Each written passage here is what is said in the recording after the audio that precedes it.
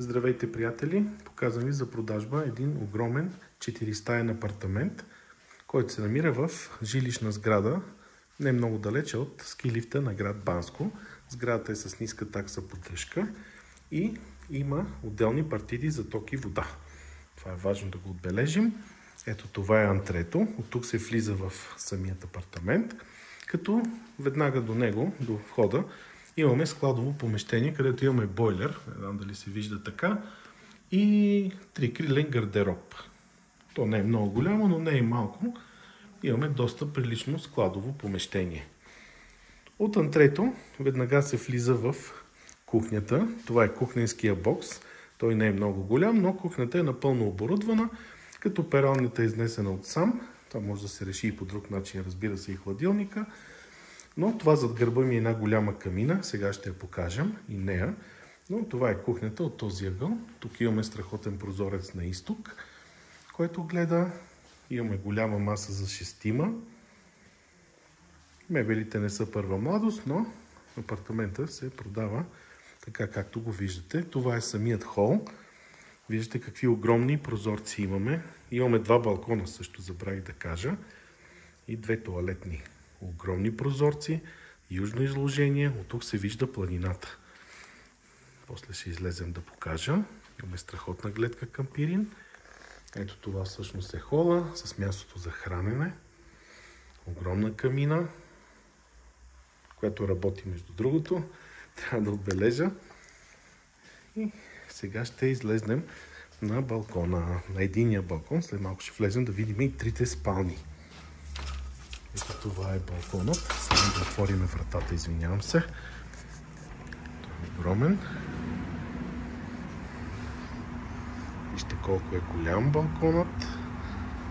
Сега ще покажем и гледката от него. Вижте, вижда се целият Пирин планина.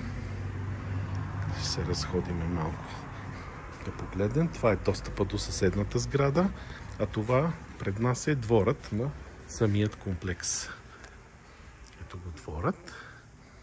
Той половината е озеленен, ще се види след малко, но от този балкон се вижда източният дял на Пирин. Това е изток, т.е. през зимата, когато слънцето падне по-ниско, тук ще грее слънце. Вижте какви големи стъкла имаме. И огромен, страхотен балкон. Може би така да покажем още веднъж. Тук имаме дървета, така че когато слънцето мине на запад, тук също ще бъде сянка. Ето така. Сега ще влезнем да покажем трите спални с другия балкон. Ето може би хола да се покаже преди това от тази перспектива, да се види по-добре. Апартаментът е в много добро състояние. Както казах, мебелите са стари, но са в перфектно състояние, така че на прима виста могат да се ползват. Просто му трябва една боя. Нищо повече. То се вижда, няма никъде протечки. Ето показвам около радиаторите, че няма нагар. И това е коридор, където са трите спални с още една баня, като едната спалня е отделена с още една отделна баня. Тук банята е доста просторна тази. Виждаме тоалетна и с душ кабина. Бойлера, както казах, се намира в складовото помещение, което е в началото до антрето. И сега от тук се влиза в първата спалня. Тя е решена с две легла, но тук спокойно може да влезе едно голямо двойно легло. Като тук имаме и отделна още една баня с душ кабина. Ето показваме и нея.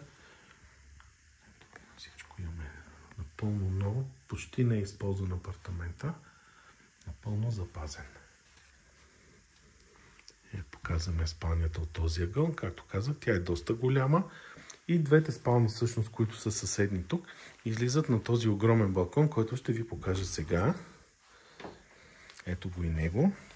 Той също е слънчев, защото е източен и юго-източен. Нека да покажем дворът. Вижте колко добре е озеленен. Това е самата фасада на комплекса. Нарича се Манастира и се намира на улица Найденгеров, може би на 10 минутки пеша от ски лифта на град Банско. Ето така показваме тераста. Това е другата спалня, между другото. И от нея също се излиза на този балкон. После няма да я покажа, но да го кажем. Ето тук също имаме страхотна гледка към двора и към източния дял на Пирин планина. Ето така, може би да покажем още веднъж. Както казах, това е жилищна сграда с ниска такса поддръжка, много добре поддържана, между другото. Това е спалнята с отделната баня и сега ще покажем другите две спални.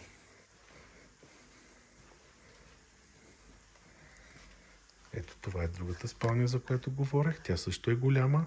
Тук вече имаме голямо двойно легло. Насякъде имаме гардероби. Както казах, от нея се излиза също на този голям балкон, но сега няма вече да го показвам. И имаме дори от тук страхотна гледка към планината. Показваме спалнята ето така. Може би се вижда добре гардеробът. Както виждате, доста добре запазено, просто има нужда от едно пребоядисване. И това е една малка детска стая, третата спалня де-факто.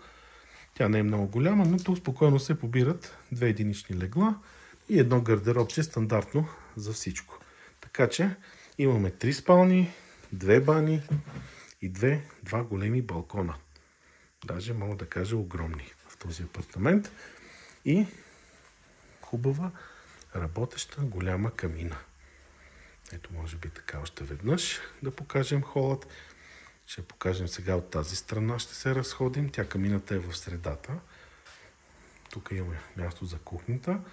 Като може да се продължи надясно, стане доста по-голяма, дори да се обособи. Но това вече е въпрос на решение на бъдещия собственик. Това е входа. Както казах, и на изток имаме стъкло, голям прозорец. Маса за хране. Сега обикалям около камината, за да ви покажа още веднъж как изглежда целият този прекрасен апартамент. Ето тук се вижда дворът. Ако се свалят шторите, гледката ще бъде страхотна. Като сега е сянка, защото слънцето грее на високо, но зимата в двете, даже в три от стаите ще грее слънце и това доста ще ви спести от средствата за отопление. За повече информация ще оставя моите данни на линка под това видео.